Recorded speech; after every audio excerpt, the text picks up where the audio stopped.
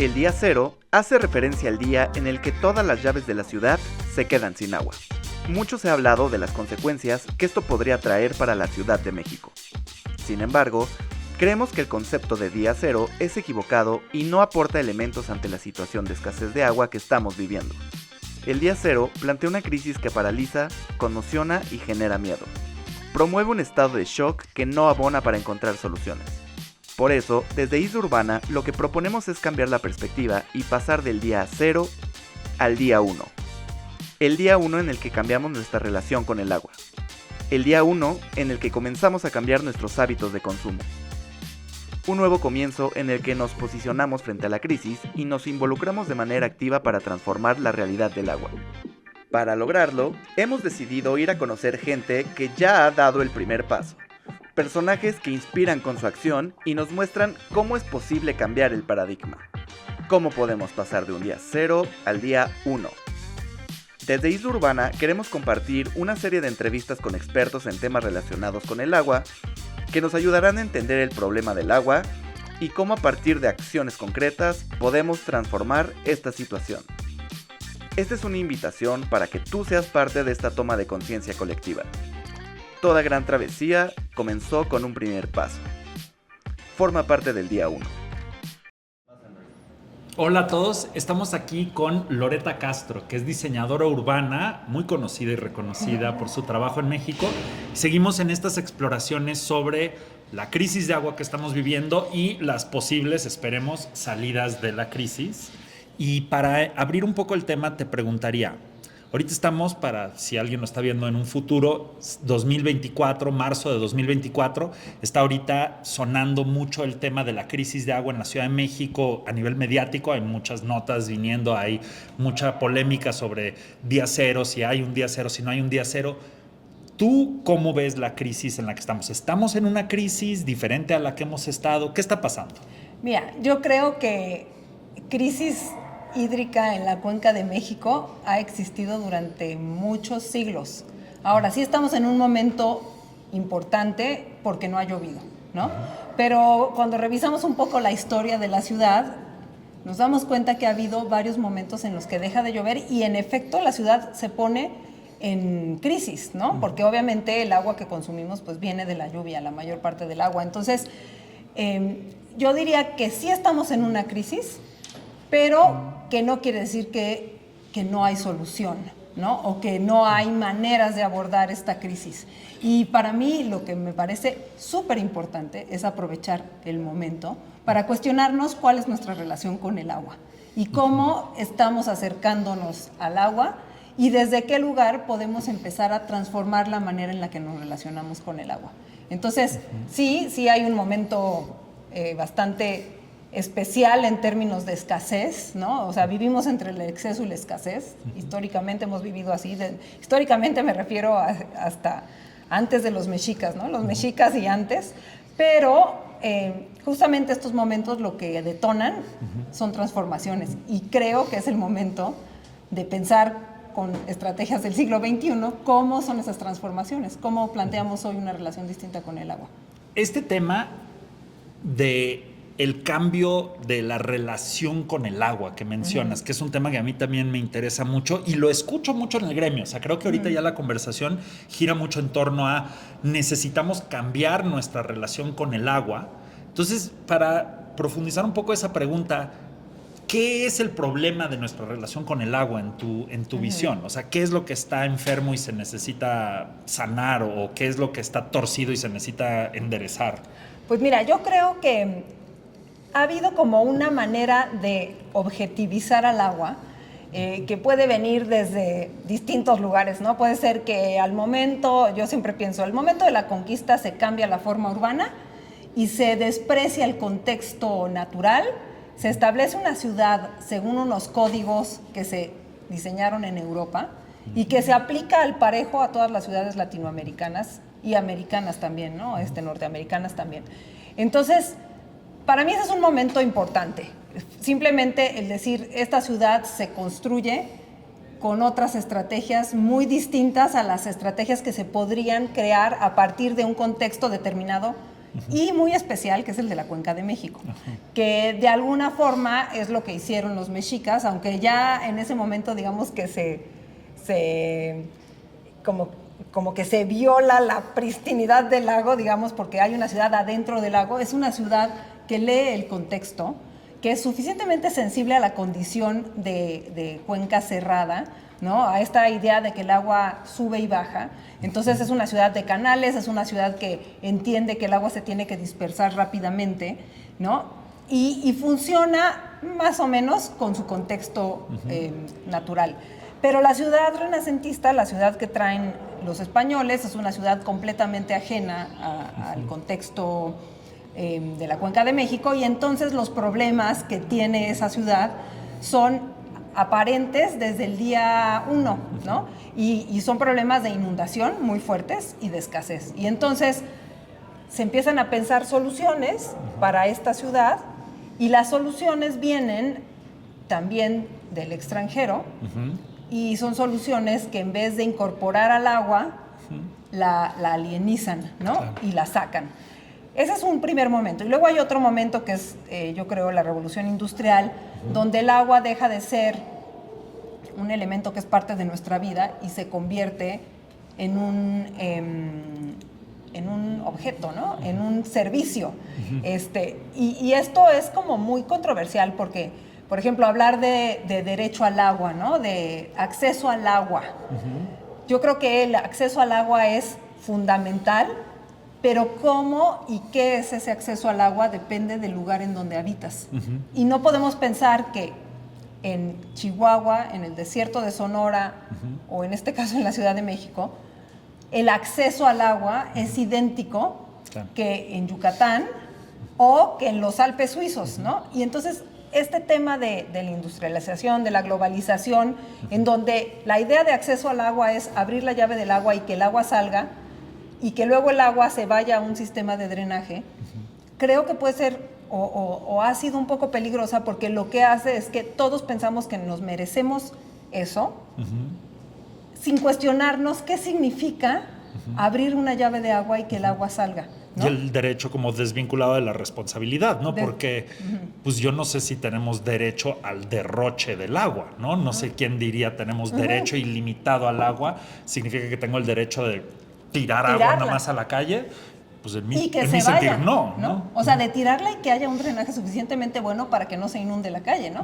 O sea, es como yo pienso una transgiversación de la condición hídrica que existe en los distintos lugares del mundo, y creo que ese es para mí un primer paso, entender en dónde vives y en ese lugar en el que vives, cómo te aproximas al agua, y restablecer esa relación con el agua, que ha sido como una relación de lucha, ¿no? Una fricción constante, porque o te inunda o te hace falta, cuando en realidad podría ser una relación armónica, simplemente entendiendo en dónde estás, ¿no? En nuestra condición lacustre, nosotros, y árida, pues tenemos momentos de excesos y tenemos momentos de escasez, y cuando hay escasez, pues hay que cuidar el agua y hay que usarla menos y hay que reciclarla mucho, ¿no? Y cuando hay exceso, pues hay que juntarla, hay que almacenarla para cuando no haya, tener esa agua, y sobre todo verla, ¿no? O sea, verla no como un agua ornamental, que también ese es otro gran problema, ¿no? Las fuentes, ¿no? Que vienen del paisajismo francés. No es un agua ornamental, es nuestra relación como ciudadanos con el agua, ¿no? A mí, hablaste de una cosa que yo creo que es muy interesante, de el momento, digamos, en la colonia, cuando se importa un modelo, y en la revolución industrial, cuando se importan modelos de manejo de agua del exterior, en vez de desarrollar algo como más autóctono, que emerge más de nuestro contexto en la cuenca. Y ese tema que a mí, como yo comparto un poco la sensación de que por ahí está mucho el problema, es interesante, dado que en verdad yo creo que los mexicas en México, Tenochtitlán, pues sí tenían un manejo de agua que era, como dices, muy sensible a la idiosincrasia del lugar. Sí. ¿Por qué cuando los virreyes españoles empiezan a plantear cómo va a ser la Ciudad de México, no miran al ejemplo que ya existía aquí de manejo desde los mexicas? Especialmente cuando tú lees las crónicas de los primeros españoles que llegaron y vieron Tenochtitlán, sus descripciones son esta es la ciudad más bonita que podemos siquiera imaginar. O sea, están claramente hasta conmovidos por la belleza del lugar. ¿Por qué no miran a lo que se hacía ahí antes? A ver, quizás es como muy simple decirlo así, pero yo creo que es un tema de política, ¿no? Y de poder, ¿no? Y la idea era dominar, y se domina en todos los aspectos posibles, ¿no? Hubo una dominación religiosa impresionante, o sea, que casi extermina una cultura que no nos dejamos, y eso es increíble, porque cuando piensas, la verdad es que la fuerza cultural que hay en este país es muy difícil de acallar y de borrar, ¿no? Eso sigue ahí, está abajo y ahí está. Pero en términos de forma urbana, pues se destruyen templos, edificios, digamos que eso es lo más perceptible, ¿no? La forma urbana, ya sabemos, se deshacen todos los basamentos piramidales, los templos, y se impone una ciudad arriba de eso. En términos de religión, se acaba con las religiones. En términos políticos, pues obviamente es lo primero que desaparece. Y yo creo que en ese mismo sentido, la imposición de una traza, ¿no? Yo me acuerdo que tenía un profesor que nos contaba cómo llegó Hernán Cortés a trazar la Ciudad de México, y lo contaba desde un lugar donde parecía que no hubiera habido nada antes, ¿no? Y decía, llegó a un lugar que no Aquí había... va a ser la avenida. No, y trazó una cruz y dijo, a partir de esta cruz, aquí va el Palacio de Gobierno, aquí va la iglesia, aquí va tal, y la ciudad. La retícula que se expande al infinito, ¿no? Entonces, esa visión de no había nada y de repente ya va a haber, porque lo anterior no vale, ¿no? Porque, como tú dices, cuando lees las crónicas, pues era una ciudad impresionante, sí, ¿no? Así que, y nosotros obviamente nos la imaginamos y la idealizamos y la romantizamos. Es una ciudad que se inundó, que se destruyó, que tenía un ingenio también hidráulico atrás impresionante. O sea, uno todavía puede ir a visitar los baños del Texcocinco, ¿no? Y ves la obra hidráulica que había ahí, y es una cosa que no das crédito, ¿no? O sea, increíble.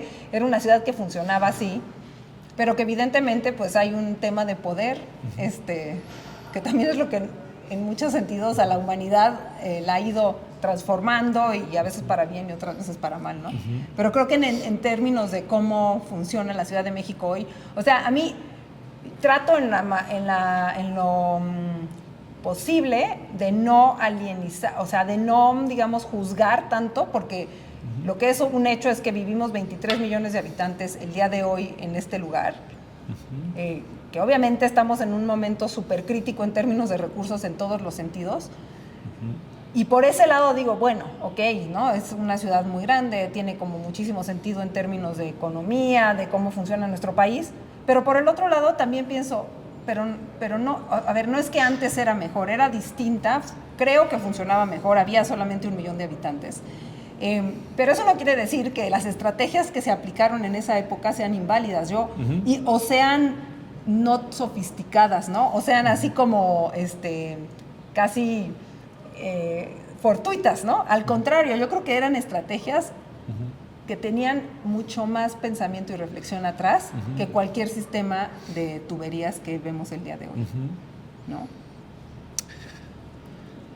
Loreta, en estas conversaciones que estamos teniendo aquí, estamos planteando una idea que es, o sea, aprovechando la coyuntura ahorita donde se está escuchando todo el alboroto del día cero y eso, como tratar de decir más allá de eso, la idea del día uno.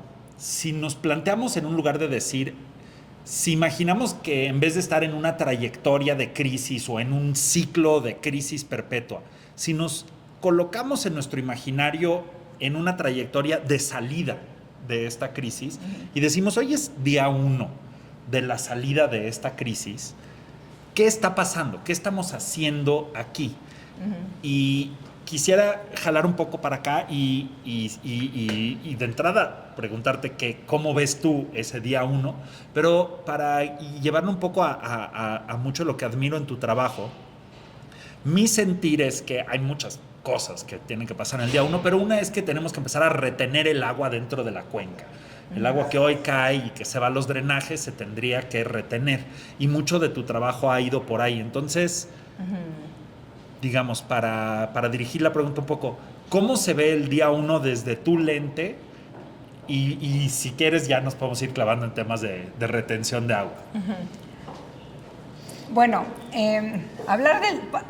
para mí hablar del día 1 es ya, ¿no? Es algo que ya está sucediendo. Yo creo que también ustedes así lo ven, ¿no? El día 1 es el día que tú te das cuenta que puedes hacer algo, ¿no? Y que ese algo no necesariamente va a cambiar en este momento todo, pero sí contagia, ¿no? Y sí nos contagiamos, y yo creo que si yo pienso ahora cómo fue cuando empezamos a trabajar en esto hace 14 años y cómo es hoy, hay como mucha más anuencia a las ideas, ¿no? Hay más gente que las lee, que te escucha. Antes ni siquiera te escuchaban. Y para mí el día 1 significa, en términos de la ciudad, es cómo la forma urbana involucra al agua. Y cómo la involucra siendo como ayuda para gestionarla de mejor manera. Y entonces, después como de una investigación bastante profunda que tuvimos la oportunidad de desarrollar para el Centro Mario Molina en 2011, llegamos como a una conclusión, hicimos un mapa, José Pablo y yo, y me acuerdo así, sentados horas pensando, a ver, ¿cómo se maneja el agua de lluvia, no? ¿Cómo es viable separar el agua de lluvia del agua residual? ¿Qué significa hacer eso? Y nuestra conclusión fue, tenemos una ciudad de 2.500 kilómetros cuadrados, donde hay un sistema de drenaje que funciona. Mal o bien, pero ahí está, ¿no? Y nos inundamos, pero no quedamos 4 años inundados. Entonces, ¿cómo haces para que esa agua de lluvia, que sería muy importante usarla como un recurso, no tengamos que hacer un sistema paralelo de tubos, ¿no? No hablemos con el mismo lenguaje que estamos el día de hoy pensando que podría ser mejor. Y entonces, lo que nosotros pensamos es que si actúas con proyectos puntuales a escala barrial, puedes empezar a generar un sistema descentralizado que aproveche el espacio público y funcione como una infraestructura paralela de manejo de agua. Y entonces hay como diferentes estrategias en ese sentido, ¿no? Hay estrategias para la zona de laderas, donde lo importante es infiltrar el agua por la característica del suelo. Hay estrategias para las desembocaduras de los ríos, ¿no? Porque los ríos vienen súper contaminados, se van contaminando según van bajando de la cuenca, y llega un momento en que ese río se conecta con la gran tubería y sale el agua de la cuenca. Entonces, ¿qué pasa si antes de que se conecte se implementa una planta de tratamiento y se recircula esa agua, por ejemplo? Y luego hay estrategias para las zonas lacustres, donde lo que hay que favorecer es la retención del agua por el carácter del suelo, ¿no? Entonces, lo que hemos nosotros tratado, a partir como de ese, digamos, pues no es un master plan, es algo más sencillo, pero es como un mapa de estrategias, ir pensando, a ver, si nos toca trabajar en la ladera de la Sierra de Guadalupe en Ecatepec, ¿qué haces ahí? Y entonces es así, directo, infiltración. ¿Cómo haces infiltración? Terrazas filtrantes. Entonces, tenemos, por ejemplo, este proyecto en Ecatepec, que es un parque donde toda la estructura del parque son una serie de terrazas que están rellenas de tezontle y que retienen y filtran el agua de lluvia para recuperar el acuífero. ¿Y esa agua de dónde viene? ¿Es agua que está corriendo por las calles? Es agua que viene del escurrimiento de la montaña, de las calles, porque Ecatepec está prácticamente cubriendo los cerros, la mancha urbana, y el agua baja, y estaba este espacio abierto, 20 hectáreas, hipererosionado, porque además tenemos esta idea de que los parques tienen que ser verdes, ¿no? Importada obviamente también, y pues en la Ciudad de México no crece el césped como un campo de golf, al contrario, hay mucha hierba y si pones césped se erosiona inmediatamente el territorio. Entonces, ¿cómo detener la erosión y promover la infiltración? Y entonces, pues empiezas a ver en la historia, ¿no? A entender, a ver, qué estrategias se han usado, no solamente en China, pero en México, ¿no? Nosotros nos empezamos a ver fotos históricas de esa zona y había terrazas agrícolas. Y las terrazas se usan pues desde hace miles de años en toda Latinoamérica para infiltrar y retener agua, para detener la erosión y sembrar también, ¿no? Entonces, por ejemplo, ¿no? O cuando nos ha tocado trabajar en lecho lacustre, como es este proyecto que estamos haciendo en el pueblo de San Lucas Xoloc, donde ya se juntaba el agua y estaba un charco enorme, que es escurrimiento también que venía de un cerro que está ahí.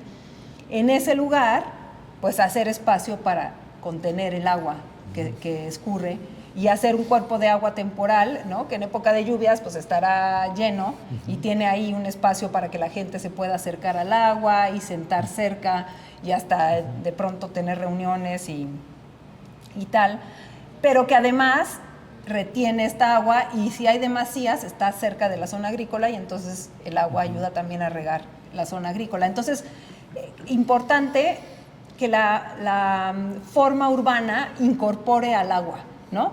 Que si tú sales al parque que está enfrente de tu casa, que seguramente el día de hoy tiene un trazo porfiriano, ¿no? Así con el así chasquito.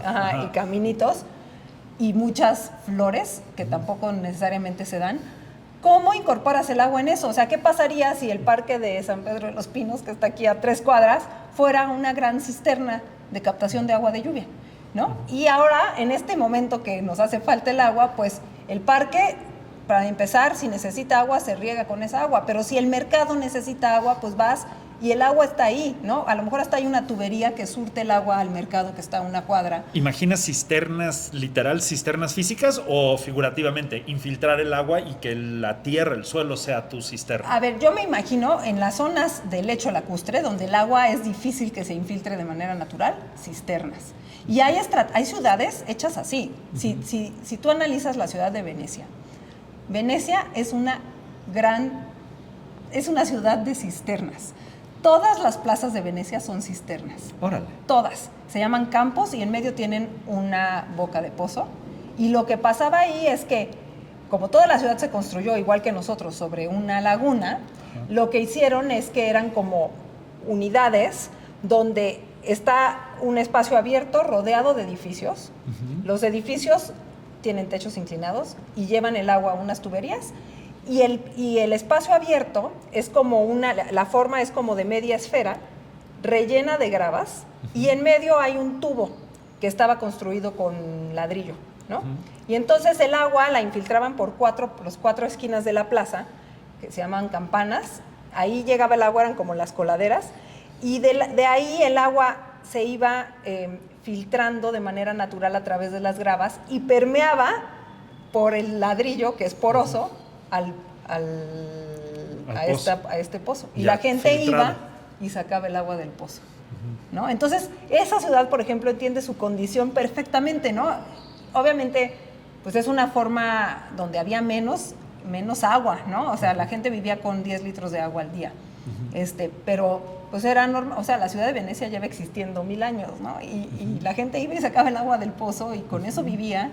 Y no quiere decir que ahorita tengamos que vivir con 10 litros, creo que las condiciones son un poco distintas, pero sí concientizarnos de dónde estamos, ¿no? Entonces, si en la plaza de enfrente o el camellón de la calle o en vez de ser verde y bello, que no digo que no tenga que ser así, también puede serlo. Especialmente bello puede ser. Bello, exacto, no necesariamente verde como si estuviéramos en la jungla, ¿no? O en un campo de flores.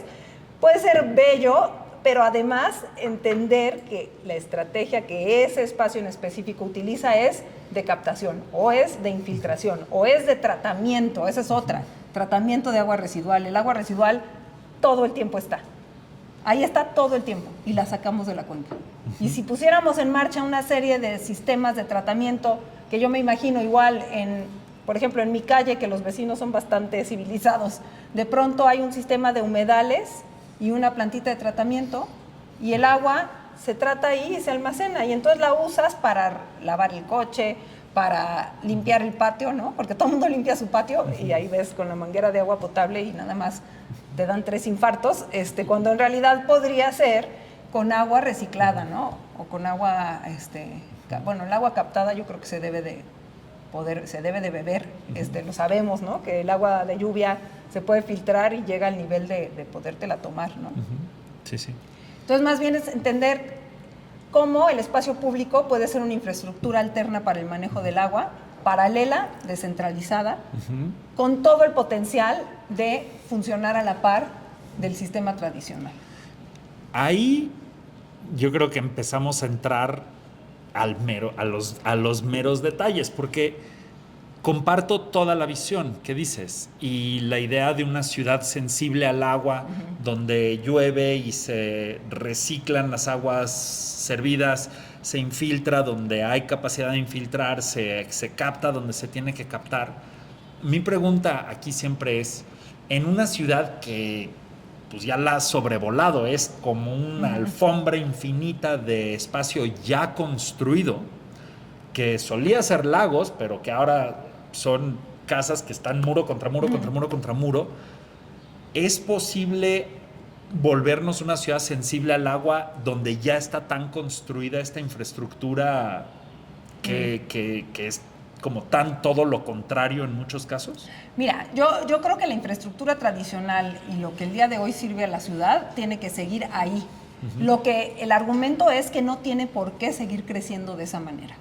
O sea, está muy bien porque hoy 23 millones vivimos servidos por esa infraestructura, pero no quiere decir que de los 4 túneles que ya existen tengamos que hacer el quinto, porque el quinto lo único que hace es liberar más espacio para que siga creciendo la ciudad, ¿no? Entonces, si en vez de crecer en ese sentido empezamos a crecer, o más bien a transformar el manejo del agua a partir de hacer que el espacio público funcione como infraestructura, entonces vamos a tener el sistema tradicional de tubos y bombas funcionando a la par del sistema descentralizado que ayuda a captar agua, a almacenar agua, a tratar agua y a proveer de agua, que a lo mejor no es el agua potable de la regadera, pero es toda el otra agua que usas de manera cotidiana en otros diferentes ámbitos, ¿no?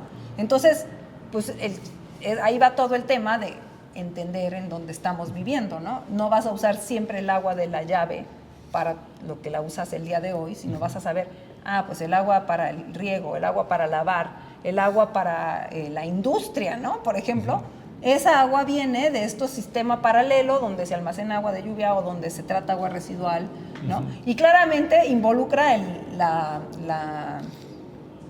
voluntad de una ciudad de 23 millones de habitantes, pero yo no creo que tengamos que despreciar que eso se pueda hacer. O sea, hemos hecho esfuerzos pues del tamaño de una ciudad de 23 millones de habitantes en otro sentido. ¿Por qué no se podrían hacer en este sentido? Que además habla de mejores lugares para habitar, ¿no? Pues sigamos la línea de esa pregunta. O sea, ¿dónde están principalmente los retos? ¿Dónde está la dificultad en que logremos transformar a la Ciudad de México en una ciudad sensible al agua? Mira, el primer tema yo creo que es la voluntad política, ¿no? No solamente favorecer los sistemas tradicionales y ver a los otros como, vamos a darle chance a esta otra idea. Yo creo que tiene que haber un esfuerzo enfocado y concentrado en sistemas de tratamiento y sistemas de captación alternos, ¿no? Entonces, y se habla así, no tienes que decir parques embellecidos, no. Sistemas de tratamiento y sistemas de captación que están, digamos, separados del sistema tradicional de manejo del agua. Y eso es solo decir, hagámoslo, ¿no? Igual que hacen una tubería, puedes hacer una planta de tratamiento. Elegir una colonia o elegir una delegación y decir, en esta delegación vamos a hacer la prueba. Tratamiento y almacenamiento. Esos son los dos. Si tú tuvieras que decir los dos ejes fundamentales que tenemos que abordar. Tratamiento y almacenamiento, sí. Si no queremos meternos en el tema político de cobrar el agua, que también creo que es muy importante. Sí. Porque no la cobramos y es gratis y entonces la desperdiciamos. O sea, el rápido es cobrar. O sea, yo creo que sí tiene que haber cuotas más altas para el agua, justas. No más altas, justas, que de verdad reflejen lo que estás usando. Pero en términos de ver un poco más a futuro, yo creo que va por entender que la ciudad puede gestionar el agua a través de sus espacios públicos, y eso es almacenamiento y tratamiento de agua. ¿Crees que tenemos en la Ciudad de México el capital humano y los diferentes tipos de capitales necesarios para poder generar una evolución hacia la sensibilidad hídrica en nuestra forma? Yo creo que sí, porque cuando nos hemos topado con proyectos donde hay temas de cultura del agua, por ejemplo, la gente es súper noble y entiende, obviamente lo entendemos todos rápido porque es un problema que vivimos cotidianamente. Entonces, sí habemos el capital humano para hacerlo, ¿no? El problema es pensar que no. creo, ¿no? O sea, ¿por qué no creemos en nosotros mismos? Y todos aquí, de una u otra manera, pues venimos de una cultura donde había mucha agua, ¿no? O sea, yo creo que en esta ciudad todo el mundo sabe quién es Tlaloc, ¿no? No, en las escuelas, en las universidades, en los mercados, tú vas y dices, ¿Tlaloc? Y todo el mundo sabe quién es Tlaloc, ¿no? Entonces, no es una cosa que es difícil de pasar. O sea, la idea se puede entender. El tema del agua, pues somos agua nosotros mismos, 70% agua. Entonces, yo creo que de hecho es un tema donde es muy fácil introducir, oye, vamos a hacer que nuestro espacio público funcione como captador, funcione como espacio de tratamiento. Además de muchas otras cosas, ¿no? Además de sistemas de captación domésticos, además de grandes plantas de tratamiento que puedan tratar el drenaje, por ejemplo. O sea, tenemos que poner todo a la vez, pero si a mí me dices así, por dónde yo empujaría, o por dónde empujo además, es el espacio público como infraestructura de manejo de agua. Fantástico. Bueno, a ver, en términos de cómo funciona el espacio público como infraestructura, pues es un reto, ¿no? Como cualquier proyecto nuevo siempre es un reto. Y nosotros, el primer proyecto que hicimos en este sentido fue el Parque Hídrico La Quebradora, que el día de hoy se llama Utopía Atzintli. Y fue un proyecto complicado, ¿no? O sea, complicado porque no es que alguien llegó y nos dijo, oigan, ¿no les gustaría hacer este parque y transformarlo en infraestructura hídrica? No. Nosotros hicimos una investigación en Iztapalapa a partir de una solicitud de la alcaldía para explicar el tema del agua, ¿no? Y entonces ese proyecto, como resultado, encontró un espacio que era un vaso regulador y que tenía el potencial de convertirse en un lugar que concientizara a los habitantes de alrededor de que ese lugar le servía a la comunidad para que no se inundaran. Entonces, hicimos una propuesta, o sea, el proyecto empezó en 2012, la primera propuesta de proyecto de parque fue en 2013. Y al que en ese momento era el alcalde, le pareció interesante, pero pues él ya iba a ser diputado y entonces como que ya no le daba tiempo de hacerlo y dejó el proyecto. Pero este proyecto lo hice junto con el doctor Manuel Perló y entonces el doctor y yo ahí movíamos así, oigan, este proyecto, y lo presentamos a quien quieran, muchísima gente. En 2015, la que entró como alcalde, bueno, en ese momento era delegada, le interesó el proyecto y dijo, vale, vamos a contratar a la universidad para que desarrolle este parque. Y entonces planteamos un proyecto que era súper ambicioso, ¿no? Tenía la captación del escurrimiento, remoción de sólidos, filtración a estos dos espacios que ya existían para captar el agua de lluvia, pero además había tratamiento de aguas residuales que iban a surtir a los sanitarios públicos con una planta y un sistema de humedales y captación de lluvia y todo, ¿no? Y entonces el proyecto... Y foros culturales y... bueno, además de todas las actividades culturales, deportivas, espacios para la comunidad, biblioteca, tal. Pues el proyecto se empezó a construir en 2017 y todo iba medianamente bien. O sea, llegó un momento en que nosotros dejamos de participar, entregamos nuestros planos y no fuimos requeridos para la obra. Y entonces no sabemos realmente qué sucedió en la obra. Podíamos irla a visitar, ¿no? Y eso era bonito porque yo siempre iba y veía mis muros de piedra y decía, bueno, ahí va, esto ahí va, ¿no?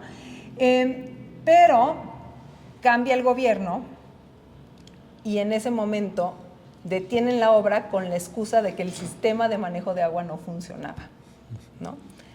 Y para nosotros fue un shock porque donde estaba todo el esfuerzo puesto era en que funcionara el sistema de manejo de agua, era lo más importante del proyecto. Y entonces empezó a haber un montón de difusión en contra del proyecto por parte de todos, o sea, de quienes estamos del lado del buen manejo de agua y de los que están del mal manejo de agua.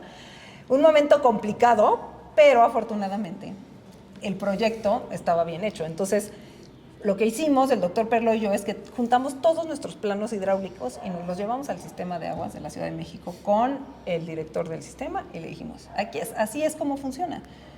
Cambiaron esto, habían cambiado ahí unas cosas, unido los dos vasos, habían un poco cambiado el proyecto hidrológico, pero afortunadamente estaban ahí los planos y entonces el sistema de agua se basó en el proyecto y ajustaron el proyecto.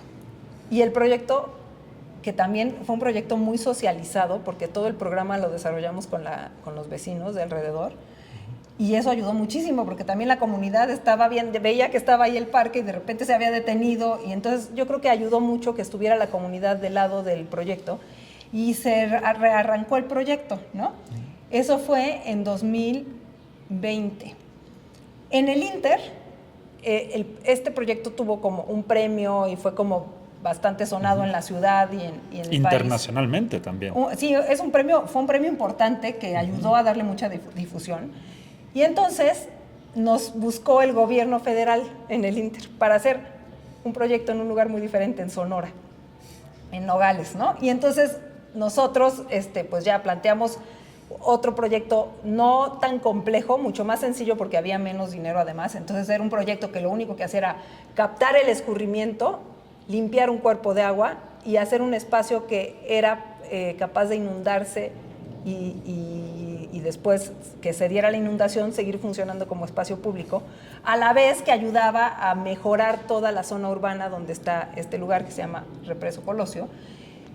Y el proyecto se diseñó, se construyó y se puso en marcha antes de que se acabara de construir la quebradora, ¿no? Y es un proyecto súper exitoso que también ganó muchos premios.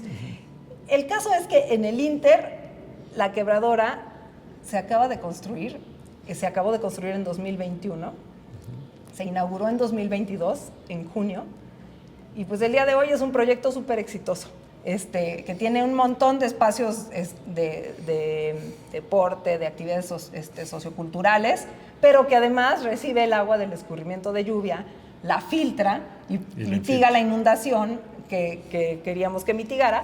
Lo que sí no pusieron en marcha fue la planta de tratamiento, está pendiente todavía, es un tema ahí de SACMEX y la alcaldía que están todavía viendo cómo resolverlo, supuestamente lo van a acabar de construir, pero por lo menos en términos de que el agua, digamos, mitigue la inundación y la comunidad vea que es un lugar donde el agua se gestiona a través del territorio, está funcionando, ¿no? Y esa es la Utopía Tzintli, está en la Sierra Santa Catarina y la pueden ir a visitar. Ahora ya hay también un trolebús, hay metro, hay cablebús, hay de todo para irla a visitar y creo que vale mucho la pena. El Represo Colosio en Nogales, quizá a los que habitamos la Ciudad de México nos queda más lejos, pero a los que están en Sonora, en Nogales, es un proyecto que creo que vale la pena también conocer. Y después empezamos a hacer otro proyecto que está en Ecatepec, que es el del que hablaba antes. Y este lugar también es un parque de 20 hectáreas que tiene todo el tema de deporte y recreación que quieran, pero que además es un gran espacio de infiltración de agua de lluvia y de agua de escurrimiento, y que naturalmente lo que ayuda a este lugar es a recuperar el acuífero, ¿no? Obviamente no es que con ese solo proyecto se va a recuperar todo el acuífero, pero es un elemento que abona a ese esfuerzo importante de recuperar el acuífero, ¿no? A ver, yo creo que como ciudadanos es bien importante que seamos flexibles, ¿no? Porque nunca queremos que nos hagan nada enfrente de nuestra casa. Y eso también lo vemos así. Cuando en la calle llegan y quieren poner un columpio enfrente de tu casa, no, porque va a venir mucha gente. Pues la verdad es que la ciudad es de todos, no es solo de uno o de un grupo de vecinos. Entonces, el primer cambio está en cómo nos acercamos nosotros a nuestra ciudad, ¿no? Con qué ojos ves a la ciudad en la que vives y en donde trabajas y en donde te desarrollas. Y yo creo que la mirada a la ciudad tiene que ser una mirada de armonía y no de alienación. La ciudad no es un ente peligroso que nos quiere atacar, al contrario, nos posibilita la vida y la interacción entre seres humanos. Y en ese mismo sentido, creo que también tenemos que ver al agua, ¿no? El agua es, al final, nosotros mismos. O sea, nosotros mismos somos agua y es imperativo establecer una relación de armonía con el agua. ¿Y cómo hacemos eso? Pues viéndola, ¿no? Dándote cuenta qué pasa, si ahorita hay agua, si no hay agua, e involucrándote en ese ciclo. Entonces, para mí el exhorto es a exigir esos espacios públicos que manejan el agua, no esperarnos a que alguien nos los traiga, exigirlos, ¿no? Y hay muchos diseñadores, paisajistas y arquitectos preparados afortunadamente en esta ciudad y en este país que pueden hacer que eso suceda. Entonces, pues hay que pedirlo, ¿no? Hay que pedir que eso suceda. Y cuando va a suceder, apoyar a que realmente suceda, como en La Quebradora, como en el Represo Colosio, ¿no? En Tijuana también hicimos un proyecto así, y la comunidad simplemente está mejor que como estaba, ¿no? Son lugares donde se ha transformado la manera en la que se acercan las personas a la ciudad. Yo creo que esto toca y está bueno para ir como ya cerrando, pero la idea de que a mí me encanta de pensar que nuestra manera de responder a esta crisis de agua tiene en sí la oportunidad o oportunidades no solo de salir de la crisis de agua, pero de hacer un montón de cosas que nos benefician en nuestra calidad de vida y en nuestra calidad urbana a la vez, ¿no? Una de las cosas que admiro mucho de tu trabajo justo es decir la necesidad de hacer una ciudad más sensible al agua. Es una invitación también a hacer espacios públicos con más piense y más atención. Nos lleva a enfocar en cómo podemos hacer, qué podemos hacer en los parques, ¿no?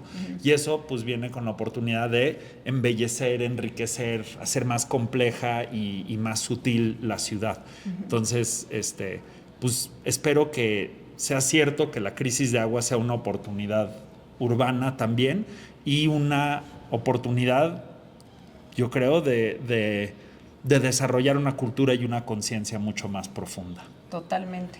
Importantísimo. Y yo, en mi imaginario, siempre pienso a la Ciudad de México como una ciudad de jardines, ¿no? Cuando leo como las crónicas de Tenochtitlan y estos jardines que rodeaban a la ciudad, que estaban adentro de la ciudad, que tenían, o sea, jardines que no nos los imaginemos como el jardín europeo, que es el que tenemos en nuestra cabeza, sino estos espacios de hierbas, de flores, de fauna, ¿no? Que eran la manera en la que se hacía, en la que estaba hecha la Ciudad de México.